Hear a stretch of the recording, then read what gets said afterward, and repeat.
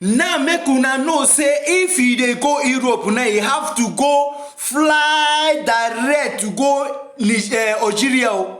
No more for Niger again. Any international person they come for, or they come for something like Nigeria, Ghana, you have to fly and leave Niger. Now Niger is supposed to drop before they come Nigeria, or you they go Ghana, any country you want go for West Africa. Now you have to fly and enter Algeria. The Nigerian military is not backing down. In fact, it seems like they've become emboldened. Look at the massive crowd that trooped out to show them their support.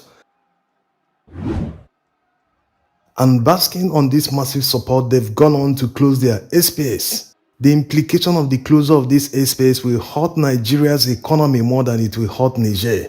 Although they said they closed the airspace in order to avert an airborne invasion, but the economic implications on Nigeria's economy will be enormous. Look at this cargo plane from Turkey to Lagos. You can see where it's headed, unless they are going to another West African country before going to Lagos. If not, they are already avoiding the Nigerian airspace. And that will definitely cost more aviation fuel, more time, and more money for the end users. Yes, it poses all sorts of problems for flights leaving Nigeria to Europe. They will first of all fly westward before flying northward to continue their journey.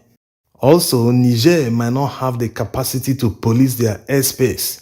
Niger is a very large country. Do they have complete radar coverage of their country?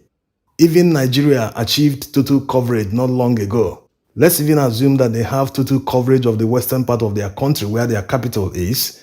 Do they have working fighter jets that can chase the intruding aircrafts? Well, that's the question. But Niger used to have Su-25s. No one knows whether they are working or they are still flying.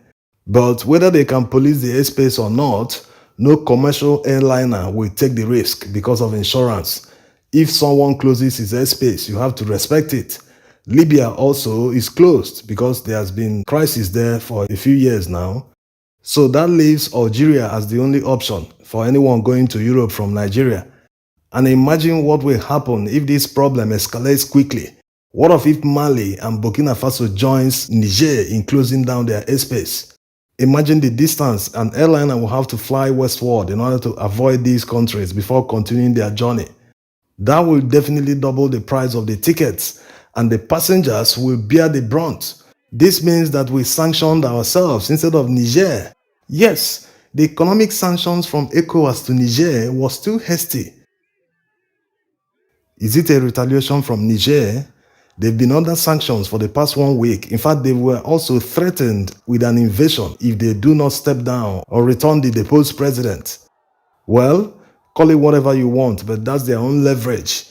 That's why it's never advisable to show your teeth very early in the game. ECOWAS started out by threatening Niger with an invasion. How can they do that? They didn't think it through. Now that their 1 week ultimatum has expired, they are now saying that they prefer to use diplomacy to engage the Nigerians. Of course, this should have come first instead of threats of an invasion. That was why they humiliated the envoy that came to meet them. They couldn't even allow them to leave the Nigerian airport. It shows that the ECOWAS heads of state were hasty in their decision. And if this is not quickly de-escalated, it might soon result to that. Air France just stopped flying to Mali and Burkina Faso, and there's a rumor that France will go it alone without ECOWAS, because it's very clear that there's serious opposition in ECOWAS country against the invasion of Niger. So they will go it alone. There's a rumor that they want to do it with the help of 2 Central African countries, whether it's Cameroon, Congo, but the most important thing here is that France should de-escalate all their plans for the meantime. They should never consider invading Niger, because that will be seriously counterproductive. From Algeria, now you go take. Now if you Algeria self, you don't even get time for anybody for Africa self. So make una know say now Nigeria una go hear them. I think una go cut Niger light. Now they don't cut airpiece. No moving forward, no going back. Nobody they leave, nobody they pass anywhere. As they block border. Make una watch them. Metru makana sheba to Saramokua. Neji mezuotoku ebia. the whole better to make the coup plotters more popular. They are already popular now. Look at the stadium they filled up. If they attack or invade Niger now, they will turn around and tell their people, hey, didn't we tell you people that France is the problem? Why are they invading us? So they will just add fuel to a fire that is already burning. Even economic sanctions are sometimes counterproductive. All the sanctions against Mali and Burkina Faso didn't achieve anything. In fact, it has made them to move closer to Russia. Yes, even the withdrawal of aid by the EU and France was a hasty decision. They should have negotiated with these guys. Hey, what do you want? Why do you think a coup will achieve what you want? Why do you think it cannot be achieved on the negotiating table? They should have tried to talk sense to them, reason with them. Then they can now say, hey, you are not making sense. We don't like what you're saying. We withdraw our money first. Then we'll be watching from a distance.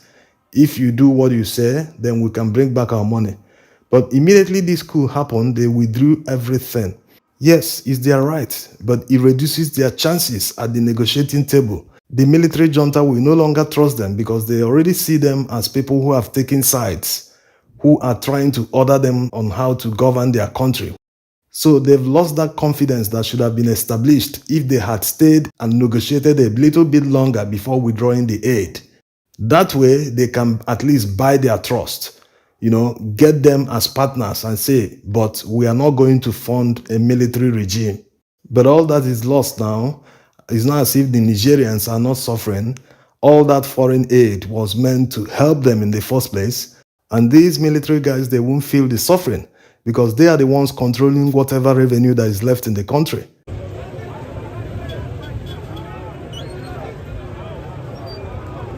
So looking at the whole thing, it will seem as if the foreign aid was to control Niger, not to help Nigerians who are suffering, because they are still suffering despite the military coup. Even Nigerians living in Niger are supporting the military junta.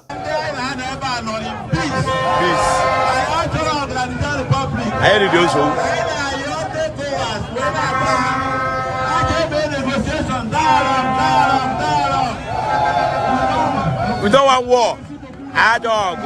Also, in northern Nigeria, this man has some words for Tinubu. I want to say this very means to congratulate members of the Senate for denouncing the instruction needed by His Excellency Mr. President and Commander-in-Chief of the Nigerian Armed Forces, seeking for Nigerian Armed Forces to invade Niger Republic.